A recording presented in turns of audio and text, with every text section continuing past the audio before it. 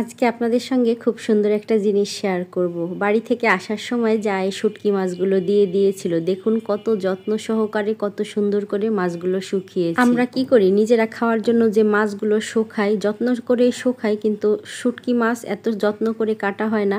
দেখুন একটা একটা করে কি সুন্দর করে আমার যা মাছগুলো কেটেছে আর মালার মতন গেঁথে, কিন্তু সুতার সঙ্গে গেঁথে তারে ঝুলিয়ে দিয়েছে যাতে খুব সহজেই শুকায়।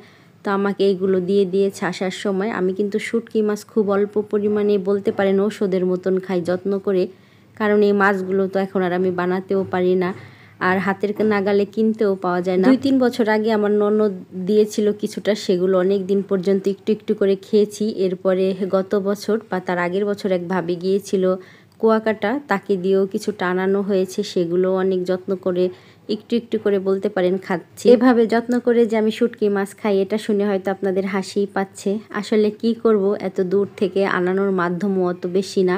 বলতে পারেন যে অনলাইনেও তো আনাতে পারেন, আসলে অনলাইনে অনেক সময় প্রতারণার শিকার হতে হয়। আর আমি এত বেশিও আনাবো না যে অনলাইন থেকে একটুখানি আনানো আসলেও কেমন একটা। তো তারপরেও একটা ফ্রেশের ব্যাপার আছে না, পরিচিত কেউ হলে দেখা যায় দেখে ভালো জিনিসটাই আনার চেষ্টা করে। তো এর জন্যই হচ্ছে আমি পরিচিত মাধ্যম ছাড়া কখনোই আনাই না। তো যাই হোক, আজকে শুটকি ভর্তা করব, পুঁটি মাছ শুটকি, অনেক মজা করে খাবো। আর হচ্ছে বেশ কিছুটা বানাবো, রেখে দিব ফ্রোজেন করে। ভর্তা তো বানানো ভুলেই গিয়েছি, কিন্তু বিশ্বাস করেন প্রত্যেকটা ওক্তে আমার মনে হয় যে একটু ভর্তা হতো। ভর্তা এখন আর বানাতে পারি না। ভর্তা জিনিসটা সবসময় পাটার স্পর্শ পেলে স্বাদ হয় বেশি। তবে আজকে আমি দেখি ব্লেন্ড করে বানাবো। পুঁটি মাছ তো এটা বাটতে অনেক বেশি কষ্ট হয়, তবে দেখি চেষ্টা করব আজকে এই প্রথম ব্লেন্ডারে পুঁটি মাছ ভর্তা কেমন হয়। যদি ভালো হয় তবে এখন থেকে আমি ব্লেন্ডারেই করব। তেলের বোতল নিয়ে এসেছে, এটাও কেটে নিলাম। আর আজকে দুপুরে রান্নার পাশাপাশি সে কিন্তু সকালের নাস্তার আয়োজনও চলতেছে। বাবাইটা তো স্কুলে চলে গিয়েছে, আমি এখনও নাস্তা খাইনি। তো কি খাবো সেটা ভাবতে ভাবতে ভাবলাম যে চাও তাহলে করা হোক। আপনাদের ভাইয়ার যখন ঠান্ডা অসুস্থ মানে ছিল মোট কথা, তখন চা খাওয়ানোর জন্য চা পাতা আনা হয়েছিল 1 প্যাকেট। আসলে এই শীতের দিনে দেখা যায় যে নষ্ট হয়ে যায়, জমাট বেঁধে শক্ত হয়ে যাবে, এর জন্য আর একটু বেশি করে খাওয়া হচ্ছে চা পাতা, মানে চাগুলো, যাতে পাতাটা আমাকে নষ্ট করে না ফেলতে হয়। তো এর জন্য, তো এর মধ্যে কিন্তু চা বানানো শেষ হয়ে গিয়েছে। আর এখন এই যে আমি পুঁটি মাছগুলো ভেজে নিব।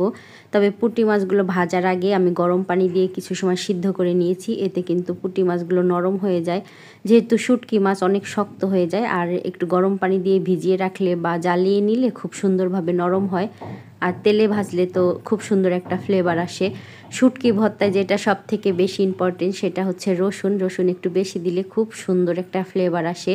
এখানে আমি কাঁচামরিচ দিয়েছি, পরবর্তীতে কিন্তু আবার এই যে কিছুটা শুকনা মরিচও দিয়েছি। ভুল হয়ে গেছে, যদি তেলের উপরে আগে শুকনা মরিচগুলো দিতাম তাহলে কিন্তু খুব সুন্দরভাবে ভাজা হতো। তো এতেও খুব একটা অসুবিধা হবে না। আর কিছুটা দিয়েছি পেঁয়াজ। পেঁয়াজ দিলে কিন্তু ভর্তাটা একটু নরম হয়, এটা আমার জানা ছিল না। আমি আগে শুধুই শুটকি ভর্তা করতাম। তো আপনারা এই ভিডিও দেখে আমাকে কয়েকটা আপু বলেছেন যে আপু একটু পেঁয়াজ দিবেন, নরম হবে, সেখান থেকে কিন্তু আমি পেঁয়াজ দেওয়ার চেষ্টা করি। আপু সেই শুরু থেকেই মাঝে মধ্যে কমেন্ট করে, কালকে ভিডিওতেও কমেন্ট করেছে মরিয়ম আক্তার আপুর আইডির নাম। আপু বলেছিল যে তার আব্বুর জন্য যেন দোয়া করি। মা বাবা এমনই একটা ভালোবাসার জিনিস, যতই রাগ অভিমান থাক, দিন শেষে কিন্তু বাবা মা, প্রত্যেকটা বাবা মাকেই মহান আল্লাহ তাআলা ভালো রাখুক, সুস্থ রাখুক, যে যেখানেই থাকুক। মা বাবার কথা শুনলে আসলেই মনটা নরম হয়ে যায়। এর মধ্যে আমি কিন্তু শুটকি মাছগুলো ভেজে নিয়েছি। রান্না তো আরও অনেক কিছুই করেছি, কিন্তু আজকে শুটকি মাছের ভর্তাটাই দেখালাম। এত সুন্দর হয়েছে, ব্লেন্ডারে ভর্তা করেছি, তারপরেও তো আমার জন্য একটু সহজ হয়ে গিয়েছে। মনে হলো যে আমি কতদিন থেকে শুটকি মাছ ভর্তা খাই না এই বাটাবাটির ঝামেলায়, তো এখন থেকে এভাবে সহজ করে মাঝে মধ্যেই করে খাওয়া যাবে। ডাল দিয়ে সবজি রান্না, এই রেসিপিটা আপনারা মাঝে মধ্যেই আমাকে করতে দেখেন। আমার বাসাতে এটা সবাই খুব পছন্দ করে, আর এটা থাকলে আমার ছেলের আর কোনো চিন্তা থাকে না খাওয়ার। তো এই ডাল তো রান্না করেছি, ডাল দিয়ে কখনো আবার পুঁই শাকও রান্না করি। আর একটু মাছ ভাজবো, যে রুই মাছগুলো এনেছিল।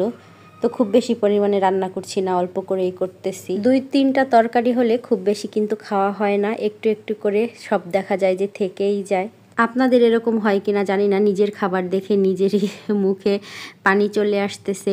তো যাই হোক, খাবার খাওয়ার পরেই তো ভিডিওতে এডিট করতে বসেছি। ছোট্ট ভিডিওটি আশা করি ভালো লাগবে। সবাই ভালো থাকবেন, সুস্থ থাকবেন। আল্লাহ হাফেজ।